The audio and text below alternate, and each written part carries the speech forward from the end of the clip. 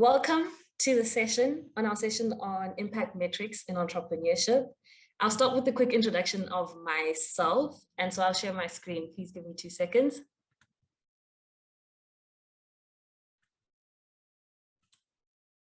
All right.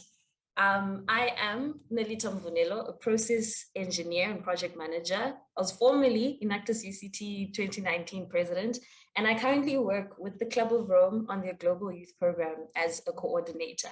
I care a lot about social entrepreneurship and how we can use that to build better cities and better societies. So I am really excited about our session today. But before we get this party started, I want to touch base with everyone with a quick question. Feel free to answer in the chat, or you can answer directly to me on the chat session. Just click on my name. And the question is, what do you expect to learn from this session? I'll give it 1 minute.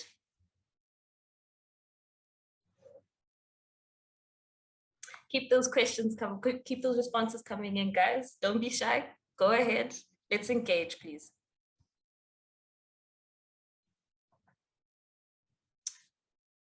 Okay, I want to move on to the second question. On a scale of 1 to 5, how good are you, or how good do you think you are at measuring impact? Again, please add it to the chat, the Q&A session, and I'll give it another minute.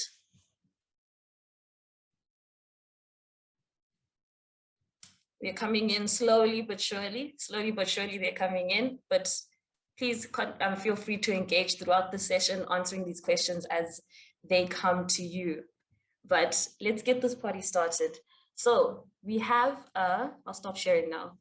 We have the lovely Lerato Mohalajeng as our FA, who will be engaging with us this session. But I want to start with her bio. Lerato is a full-time lecturer in advanced strategic management and entrepreneurship at the Northwest University and a part-time MBA supervisor at Wits Business School. She's also a specialized entrepreneurship mentor for the Innovation Hub and Ekasi Labs Business Incubator. Lerato is an experienced business consultant with a demonstrated history of working in enterprise development, innovation, and marketing across the public and the private sector. She holds an MCOM degree in entrepreneurship. Lerato has a deep passion for open innovation and entrepreneurship and believes that it is a key, powerful tool for socio-economic development for the African continent. As a competent business owner herself, she's determined to help ordinary people become extraordinary entrepreneurs. Lerato is also completing her PhD in innovation management at Wits. So please share any questions you have in the chat while she will share with us what she has today. Thank you. Thank you so much, Nolita, for that wonderful introduction. I'm going to get straight into it so that we're not wasting any time. So I will share my screen if you will allow me. Fantastic. Okay. So I'm going to get straight into it. What we're going to be focusing on today is really trying to unpack what measuring impact in the social entrepreneur space looks like. So we're going to be looking at what you should focus on when you measure impact, or what you should measure. We'll look at how you should go about gathering that information or measuring your impact. And then we'll also look at when you should measure impact and why impact is so important. End of very simply by just also discussing some key considerations that we should think about. Okay, so let's get into some of the key concepts. I think at the core of what Enactus is, or the ethos of Enactus, essentially is about creating those entrepreneurial solutions for improving society. So that means that social entrepreneurship is at the core of what we do as social entrepreneurs within the Enactus space. So this means that we really go beyond the glory of creating these amazing products and services and generating revenue, but more towards maximizing that benefit for society. So our products, our services, and the solutions that we come up with are really in response to problematic issues that we're finding in society. So the core of what we do really is try to make an impact. That's why I think it's important to clarify really what impact is, or what impact is all about. Quite often we just, say impact is a strong effect, on something or someone that results in some kind of change. But we can't really, to truly understand what impact is, we really need to look at two other terms, and that is output and outcome. So when we look at output, really what that is the products and services that come about as a result of the activities that you're engaging in. And when we look at outcome, what that is really the effect that we start to see as a result of those products and services, or the solutions or the interventions that you've developed. So what is important, and the reason I'm emphasizing output and outcome, is really because together with impact, all they do is reflect some kind of level of change. We know that output would be direct change, and outcome is the effect of that direct change. So that means outcome is essentially then some form of shorter term or medium term change. So when we come back to truly trying to understand what impact is, it means trying to focus on creating systemic, sustainable change. So throughout the presentation, when I'm talking about impact, I'm really talking about sustainable, systemic change, because that's essentially what impact really is. And again, it encompasses your outputs and your so let's get straight into it.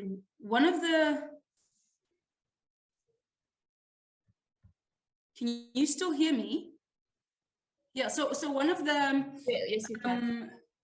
Thanks. One of the hardest parts when it comes to impact measurement is really deciding what in the world are we going to measure.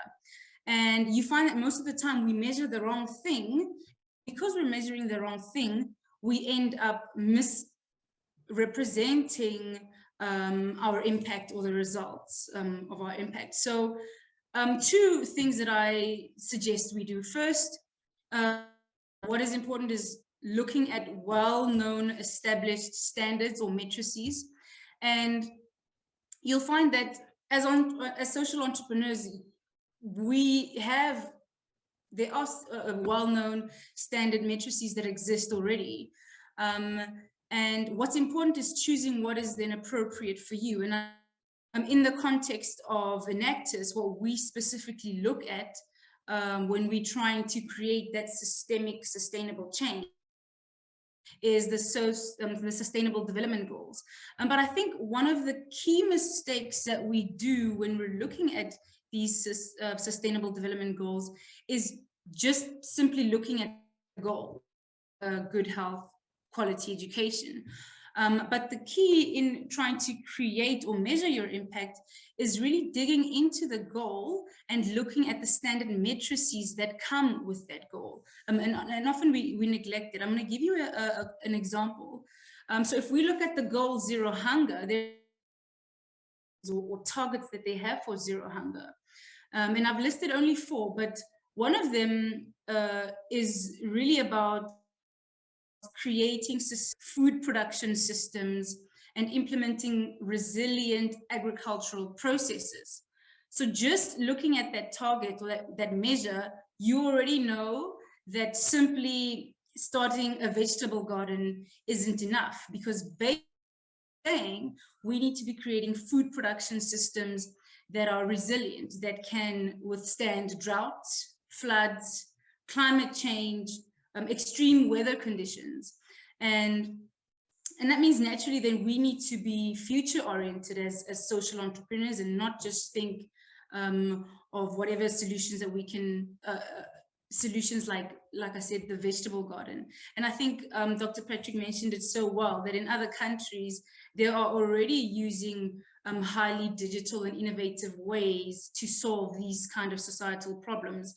I know in some countries they use liquid molecules, for example, to make lettuce and to make vegetables. And an example he used is how they digitally print things like chicken. So the point I'm trying to make here is, don't just look at the goal, go into the goal, understand the targets within the goal and the matrices that are set out for that goal. Another example is decent work and economic growth. What does that mean? What is that? And they've got 10 matrices that you can choose from. And one example that I have here is they're saying they want a substantial reduction in youth unemployment and an increase in youth education and training. So that already gives you an idea of what it is you should be measuring to determine whether you're reaching a systemic, sustainable change impact.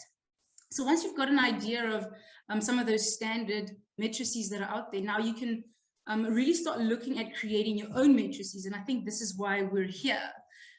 Is how do we create our own matrices or measures from scratch, or what that we should measure? That's the question.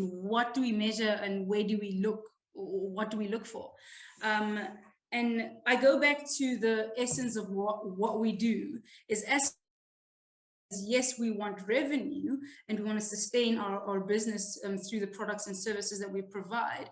But the key is that we are creating sustainable, systemic change. We're creating impact. And how we do that is by sustaining human life. So I've simply thought of 5 different elements that are involved in sustaining human life. Again, what you need to do here when you're creating now your metric is simply ask yourself as a group or as a social entrepreneur, what financial activities or means are required or are needed to sustain human life?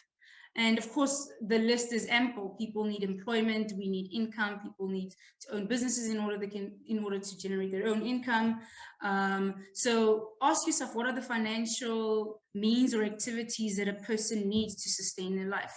Another thing that you can focus on is really asking yourself the same question, but I'm posing it in terms of what are the natural activities or means that we could, that humans need in order to sustain life. And again, you know, water, air, biodiversity, the list is endless. Again, you can ask that same question, but related to human activities. What human means and resources do we need to sustain life? And what physical resources, and again, what social resources do we need? So here in the yellow, I've simply just given you examples of what those things could be, but the list is almost endless. You can add income in financial, you can add water, add natural, you can add skills, knowledge, education, when we talk about what human activities are involved in sustaining a human's life. The key, though, is really trying to understand the change that you want to see. Remember, impact is that sustainable systemic change. So trying to really understand what is the sustainable systemic change that we want to see. And often what will guide you is your theory of change as an entrepreneur. And I haven't gone into the theory of change because I think it's something that you've really understand and familiarize yourself with. But ideally, all the theory of change is telling us is, what kind of impact do I want to see in the future? Again, what kind of sustainable systemic change do I want to see into the future? And what am I going to do, or what contributes towards reaching that sustainable systemic change? And once you have an idea of what your theory of change is, it becomes so much easier then to decide on which of these metrics, these indicators to use. I don't want to say indicators, I want to say aspects to focus on.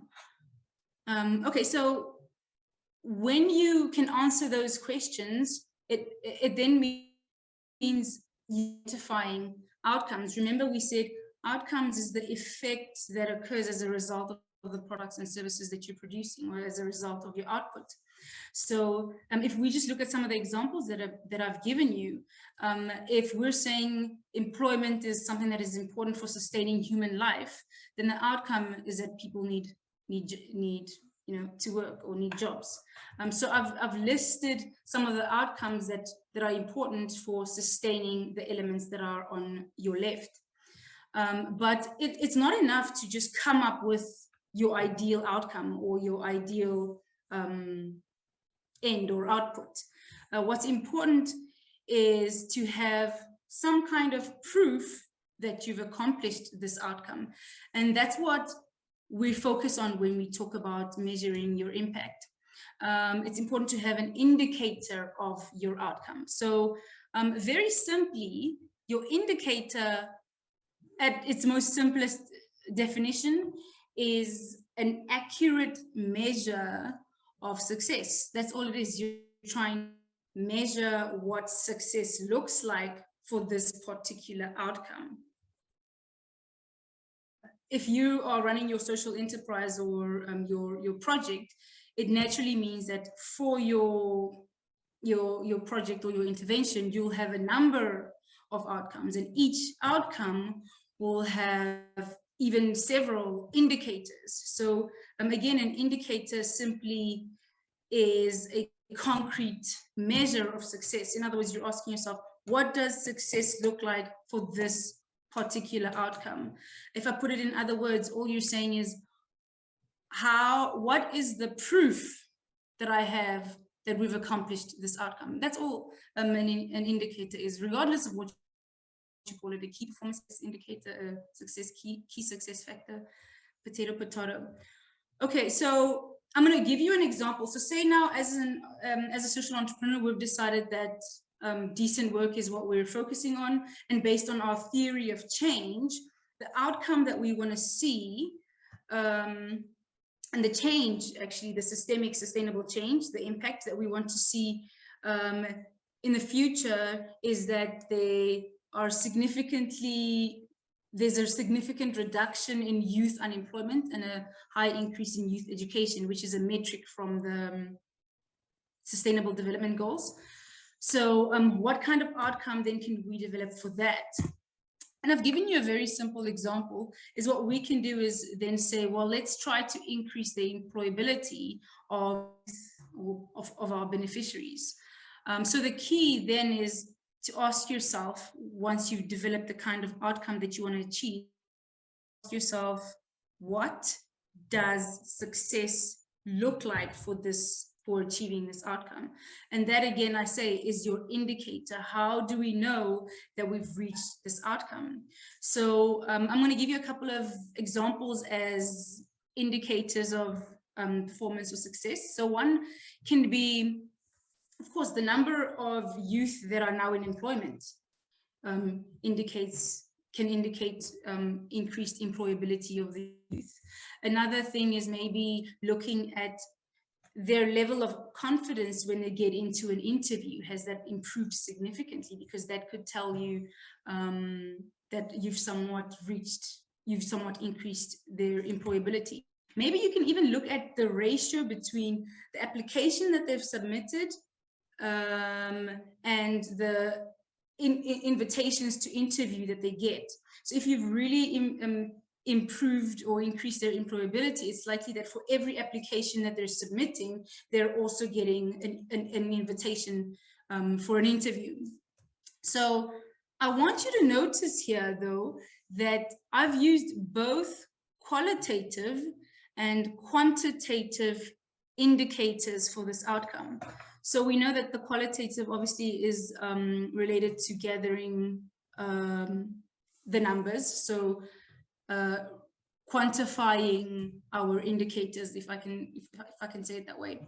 So far we've got these two as qualitative measures, but here the level of confidence is more of quantitative are the first two, and the level of confidence is more of your qualitative is more of your qualitative indicator.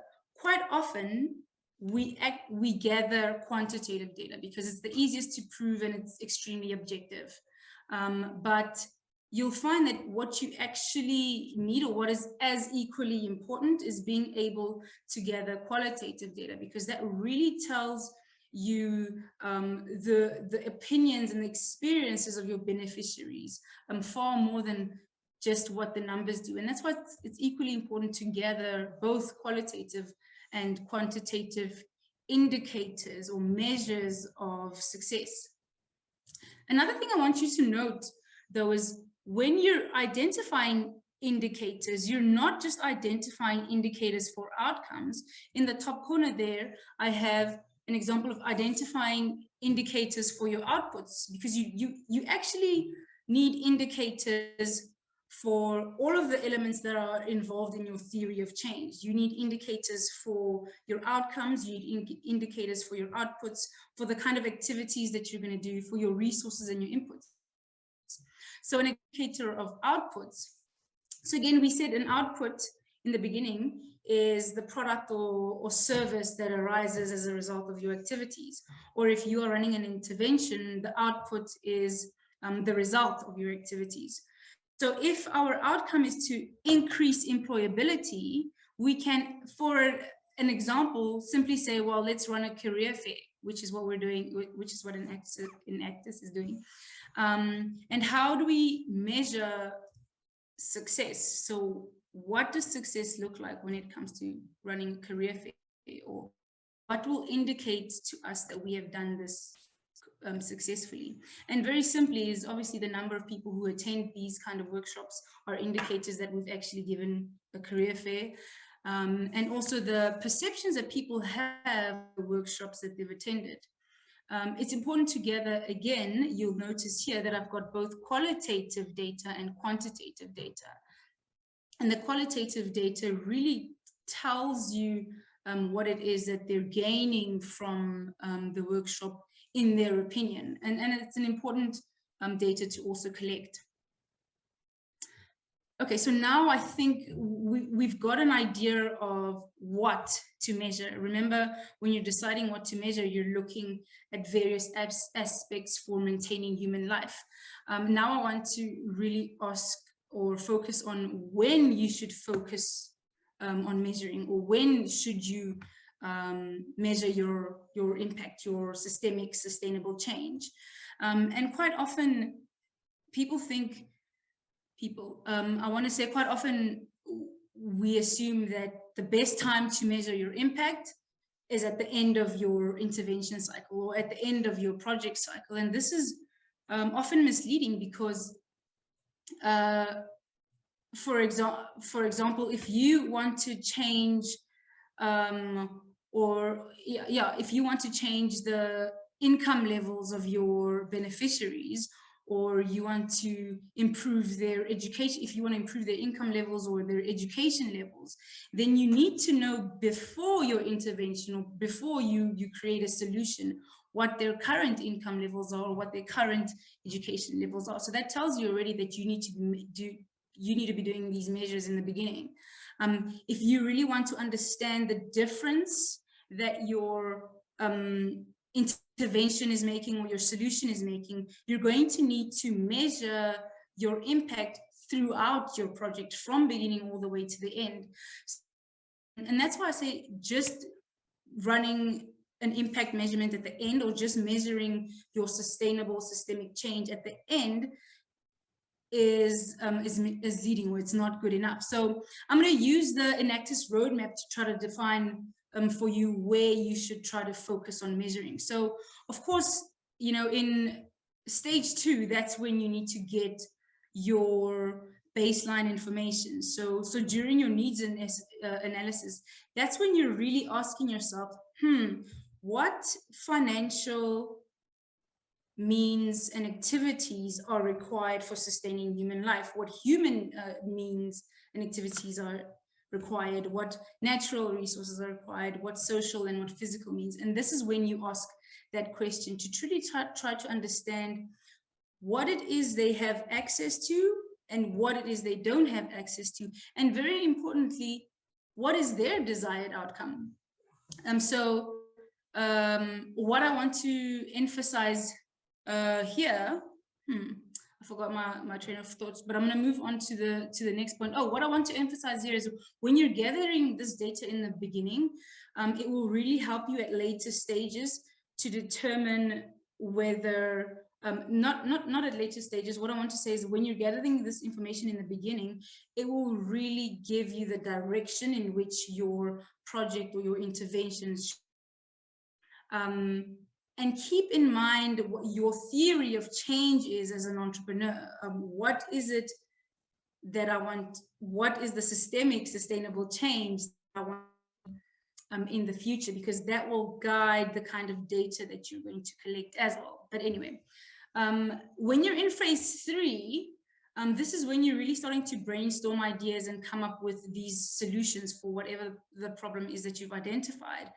And really here, this is when you start asking yourself, what does success look like for this intervention or for these products or services? And by asking yourself those questions, you're naturally coming up with these indicators for these indicators to determine whether you're going to be reaching that outcome or your output. So it's during your ideation phase or even into your pilot where you're really writing out or mapping out what your key indicators are going to be for your project. And again, through the pilot stage or even into your implementation stage, you need to start measuring or reporting the impact that you're having so far. Again, most of the time we think, oh, let's just wait until we've actually reached however many beneficiaries and we've actually produced whatever amount of, I hope I haven't been on mute all this time. Oh. The key then is, what I want to focus on there specifically is, let me give you an example, is when you're at this stage, the reason you want to start reporting on that impact or start measuring that kind of impact is because you want to be able to say, well, in our key indicator or key performance indicator, we said we want to reach 40 odd beneficiaries. How far are we with that? Are we on track with that? And also the key to measuring during this is really finding out from your beneficiaries whether the project is meeting whatever their need is. And if it's not, starting in that pilot phase to pivot and change direction, because what is motivating you is that sustainable change that you want to see. And it's important that whatever you're producing helps reach that. That's why it's important to, even during your piloting stage, to inquire with your beneficiaries or the people that you are, your beneficiaries, because during the pilot stage, you're also engaging and trying it out with your beneficiaries. Find out from them whether you're on the right track or whether you should pivot. I don't want to focus anymore on this. And again, because we're social entrepreneurs, we don't start an intervention and then it ends. The idea is that we're producing or creating sustainable products and services or solutions. And because sustainability is at the core of what you're doing, that means naturally you're going to need to report impact in intervals. And most of the time we report our impact in annual intervals or yearly. So, and when you're reporting that impact, this is when you fully evaluate your project has made, particularly actually the impact that your progress has made, and again, impact that's sustainable systemic change. And here you're looking at, did we achieve our outcomes? Did we deliver on our outcomes? And how you really look at that is by comparing or specifically looking at those indicators that you would have set out in your idea phase. So did we actually deliver on the indicators that we had set out in the beginning? That's essentially what you're going to be asking yourself towards that annual report when you're reporting. No, Noli, how are we looking on time? Is everything still? Yes, so time-wise, we're at 13:36. Yeah, so we're still good. Okay. Okay, so now I'm going to cover how do we actually measure impact. Again, how here, I mean, how do you go about collecting those key success indicators, or those accurate measures of success? How do you go about that? And again, because we're social entrepreneurs, most of the time we don't have access to these highly sophisticated and technical impact measurement systems or methodologies, or these impact techniques or tools. So often we just resort to really tried and tested methods of data collection. So how you actually go about getting that information is, of course, the good old surveys, interviews, focus groups, observations, and secondary data. What's important here is not what I've just listed. What is important is knowing which one is appropriate for your beneficiaries. And I say this because, for example, let me give you an example, a story based on what we had experienced. So I think it was about a year ago. Let me explain our beneficiaries. So our beneficiaries are women above the age of 75, 80. So they're really elderly women who they knit and make clothing and have these extramural activities for themselves. So we wanted to conduct a focus group to get information related to the kind of impact that we've made in their lives, what their thoughts are around the interventions that we've created for them, and all of those things. And again, let me get to the point, actually. So instead of calling the ladies up and saying, hey, listen, we want to do a focus group, get all the grannies in the same room, make sure that the opinions are varied, is almost, it's like, I don't want to say it's almost impossible to say something like that, because what is a focus group to a 75, 80-year-old? They don't know what that is. They don't care what that is. So what we had to then focus on is really trying to create a conversation. So what we did very simply is, if you know grannies, bakokasi, or any grandmother, actually, they simply want three things: cookies, sweets, and maybe some juice. And that's exactly what we did. We went there with those three things, and got there, did the greetings. And as you know, grannies want to start in prayer, which we did. And then before we could even ask the questions that we had in mind, and again, we had planned to ask those questions in a conversational manner, the granny stood up and said, and I'm going to say it the way she said it. She said, "Hello na, la re tlwaela, ha le na hlompho." And what was the other one? Those are her words. So just to translate for you, you're disrespectful, you have no regard for our wants or our needs, and you don't care. That was her feedback. And the reason I'm mentioning this is because we wouldn't have gathered that kind of data had we just said, hey, here's a survey, let me help you read the survey, please rate on a scale of 1 to 10 the impact. So that's why it's important to, like I said in the beginning, really have an understanding of what is going to be appropriate for your beneficiaries. Again, also, if you're going to be considered, okay, I don't want to waste any more time, so I'm going to move on.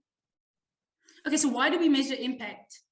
The first reason is like, the first reason, like I have it there, are you mad?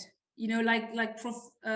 Patrick said yesterday, go mad, you know, MAD, make a difference. And that's why we really try to measure whether we're creating a sustainable systemic change, is to really look at whether the results that we're getting are reflecting the efforts that we're making, and also that those results contribute towards getting a systemic sustainable change. And if not, then how do we pivot, and how do we make changes in the products that we're producing or in the interventions that we have?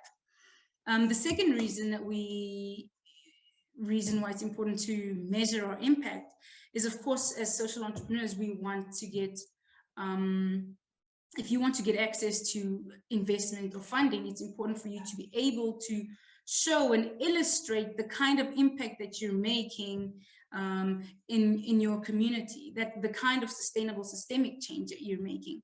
And, you know, when you've got a good measure of impact, then your partners or your stakeholders or your investors will have some kind of confidence in that they will get a social or a financial return from their investment. And that's important for them. You need to be able to illustrate and report on the kind of effects that you're making in through implementing a project. The third thing, very simply, is, I mean, you want to connect. You want to connect to your customers or to your stakeholders. We're moving towards a time where people really, before they just buy any product, they really buy into the meaning and the story behind the products and services that they're buying. When you're reporting impact, especially when you've got qualitative data, you'll be able to tell those intricate stories. And again, if I bring it back to the Enactus context, students are tired of joining societies that have brainstorm session after brainstorm session after meeting after meeting. What we want is to join a society that can actually show us that they're making a change, that they're making that sustainable systemic impact. So and that's what we can use in terms of trying to get new members into our societies, to really show them that, hey, look, this results that we gather, the kind of impact that we're making. And the last thing is, really, you want to be able to show accountability and transparency, because it's something that's extremely vital in the space that we're in social entrepreneurship. Is everybody still with me? Hey. Yeah, we're with you. Yes. Okay. You haven't lost. Okay. Okay. I'm asking because it's I'm asking because it said I had lost. But I assume we're still together. I want to conclude by saying that we need to consider three things very simply. Is that impact goes both ways. So yes, we want to create a positive, sustainable change, but sometimes you may have no impact at all or a negative impact. And it's important to report on that.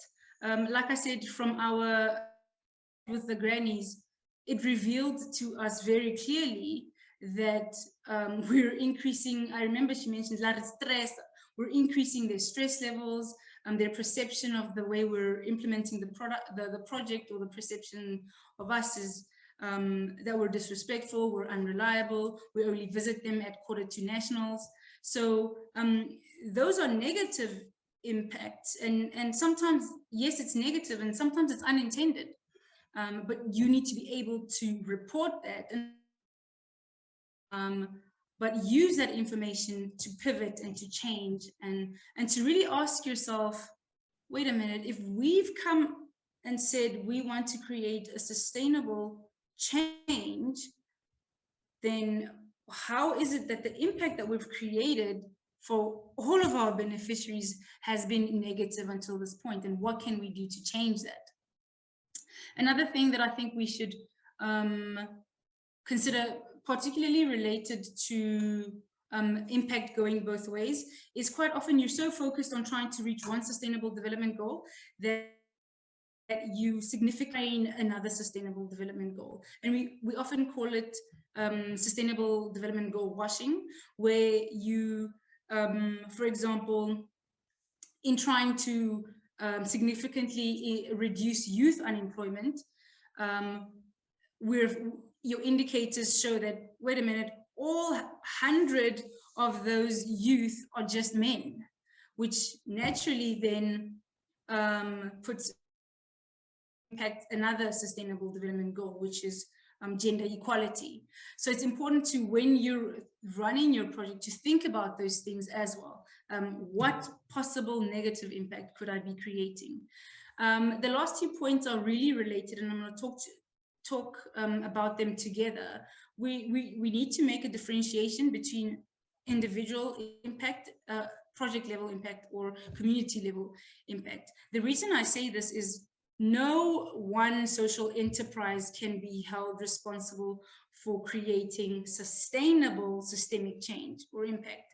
And that's why it's important really to understand that you operate within an ecosystem, and what's important is finding ways to collaborate with the various stakeholders that are within your ecosystem, so that together you can create that sustainable systemic change.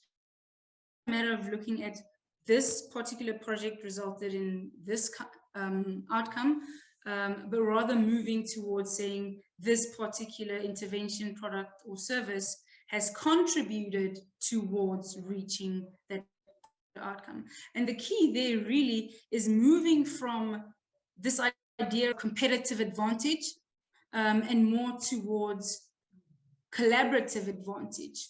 So how do we intentionally, as various stakeholders, government, organizations, multinationals, entrepreneurs, how do we work together to create sustainable systemic change, or to bring about creating value for our beneficiaries? And I'm going to end it there. So I really hope we have come to understand what it is we should measure, how to go about measuring it, when to measure, and of course, why it's so important. Thank you. Thank you. Yeah, thank you so much, Lerato. Thank you for sharing that and all the information that you imparted to all of us. I must say, I probably have like 10 pages of notes in my book. So thank you for that. I think we have 10 minutes to take questions. So if anyone has any questions, please type them in the Q&A, or you can raise your hand to ask questions. We have one person already, Mpendulo Zuma. So yes, please go ahead, Bindul. I'm going to unmute your mic.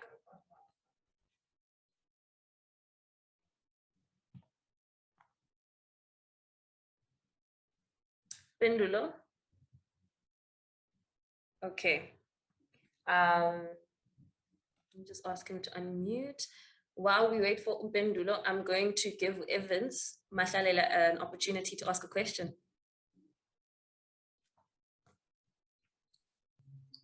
Thank you very much for this opportunity. So my question will be to say, naturally, I would want to think that people do not necessarily want to change until change is necessary. Just like COVID-19, you know, online learning was not yet possible, but it was not looking necessarily until you had to have the pandemic. Then that is why now people are forced now to implement change. So my question will be, how then do you go about influencing people to want to apply change while things are still comfortable?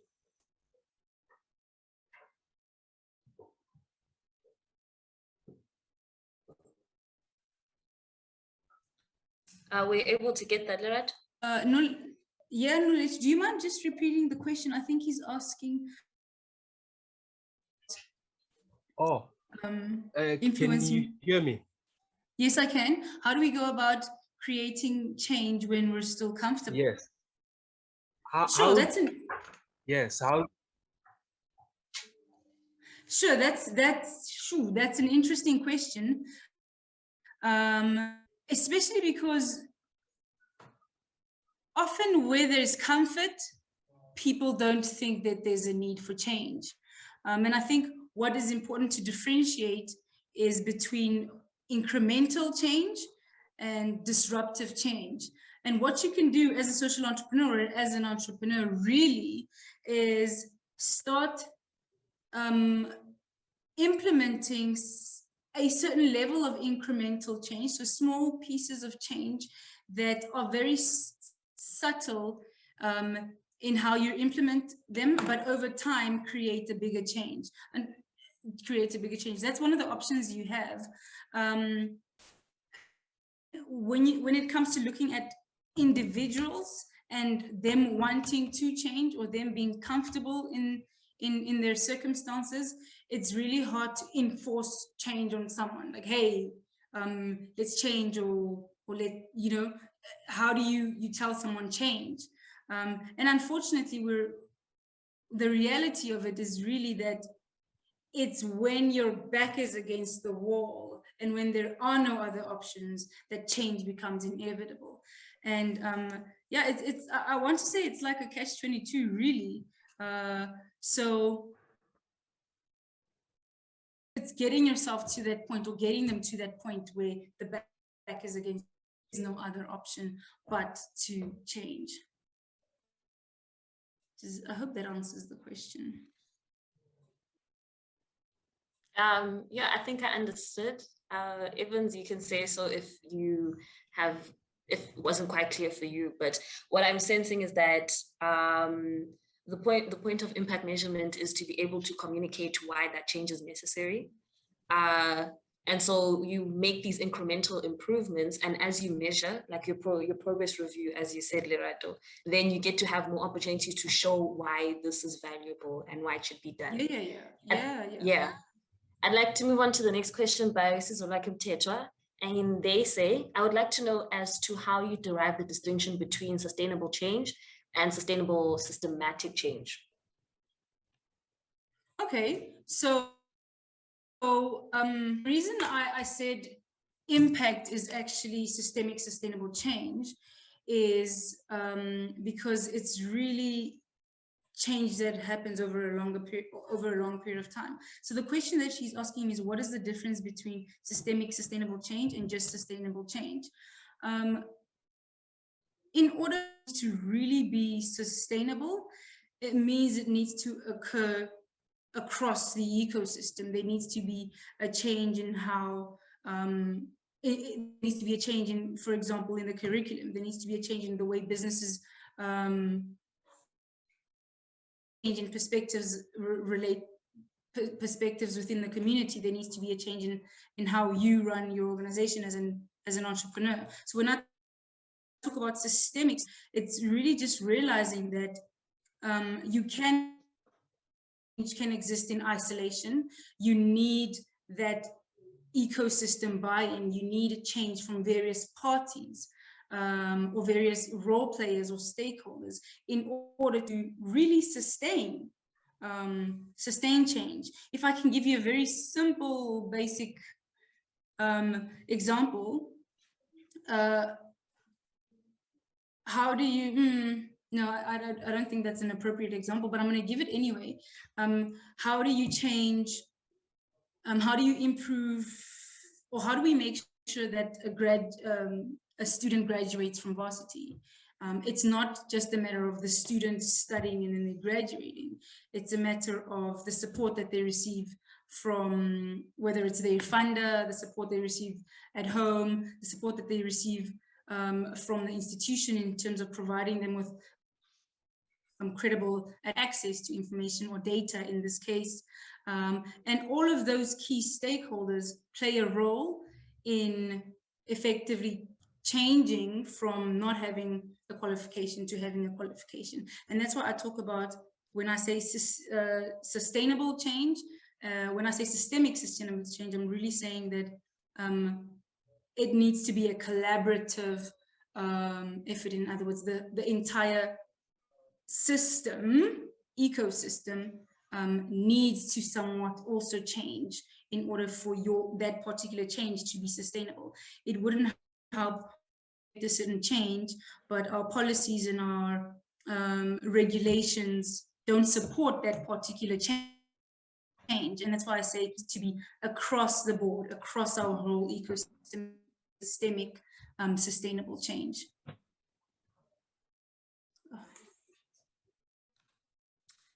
Yeah, thank you for that. I think it's taking me back to when I was still an Enactus member doing my first exec training. And something they taught us was asset-based needs analysis, where you need to understand what your beneficiaries or your clients have access to, what do they have, what type of system are they in, map that system accurately, and that will give you a very good idea of what system you're working in, what assets you have, what assets they have, and what room you're able to play in. It gives you more opportunities for partners even, so you're not fighting against the wave, essentially. Exactly. Yeah, exactly that. So interestingly enough, you and I have thought, okay, what is the sustainable change that we want to see in the people who attend this course, right? So we've very simply just said, well, the change that we want to see in the youth is that they really, this is the sustainable systemic change that we want to see is really that social entrepreneurs going into the future are able to accurately measure their impact so that they can get various opportunities that come with accurately measuring your impact. And once we decided on that kind of change that we wanted to see, we thought, okay, well, what indicators do we have that is going to show us that we're on the route towards creating social entrepreneurs that are able to accurately report impact? And what we decided was, well, let's just have an outcome that will show us that is possibly an improvement in people's understanding of how to measure impact. And our output for that was very simple. Let's then just have a talk about impact, right? So you remember in the very beginning of the session, we asked you, what is your expectation or what do you want to learn? And on a scale of 1 to 5, how good would you say your impact game is?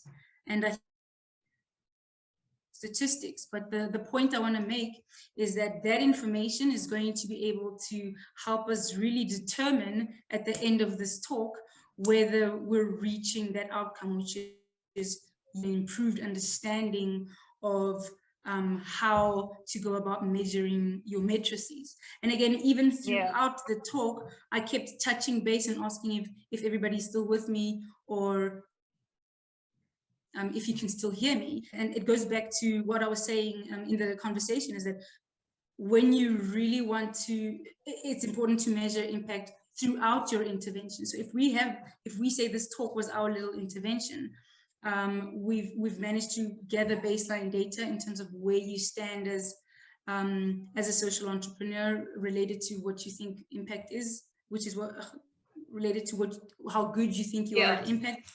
And then, you know, throughout the intervention and towards the end, we had intended to ask you if you think you've improved. And based on that, we can report the sustainable change or the impact that this particular talk has had, or the contribution it makes towards improving the understanding of impact, or improving the sustainable change that we want to see. We want to see that as social entrepreneurs, we're able to accurately report impact, and that this little workshop feeds into that. Yeah, and it's so easy to gather the data, right? Because we had the session, it was a 1-hour session. And from that, now I know we had 70, we had the outcome that we wanted to accomplish. And now we have 70 people who attended the session, currently at 59, right? And of the things that people wanted to learn, they wanted to be empowered with tools. And part of that is that this video is going to be available later for you to look through when you're starting to use these resources. And also they want to learn about what makes an entrepreneur impactful. And that's when we went into sustainable impact versus system sustainable impact, right? If you wanted to get statistics out of it, on that second question we asked was, and this is how good people believe that they are at the start of the session. 50% of people who responded gave themselves a 4 out of 5. So if 50% of people think that they were already really good at this, so congratulations to you guys. 30% gave themselves a 3. So they're like, I'm average, there's room to improve. And 20% gave themselves a 2.